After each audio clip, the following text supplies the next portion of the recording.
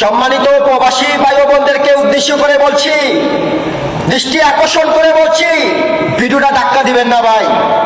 আপনাদের কাছে একটু অনুরোধ নিয়ে আসছি আমি, অনুরোধ।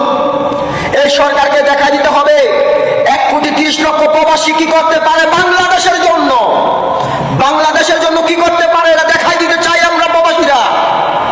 যদি আমরা একতাভাবে কাজ করি, আমরা রেমিটেন্স বাড়াবো না যতদিন আমাদের ভাইয়ের হত্যার বিচার না হবে, যতদিন এই কোটা বাতিল না হবে, বাংলাদেশের মানুষকে কথা বলা অধিকার না দেওয়া হবে, ততদিন কোনো রেমিটেন্স বাংলাদেশে পাঠাবেন না।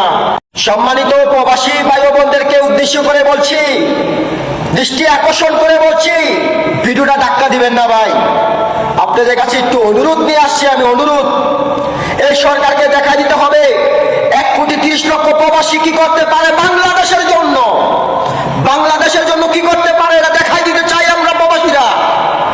যদি আমরা একতাভাবে কাজ করি, আমরা রেমিটেন্স বাড়াবো না যতদিন আমাদের ভাইয়ের হত্যার বিচার না হবে, যতদিন এই কোটা বাতিল না হবে, বাংলাদেশের মানুষকে কথা বলা অধিকার না দেওয়া হবে, ততদিন কোনো রেমিটেন্স বাংলাদেশে পাঠাবেন না।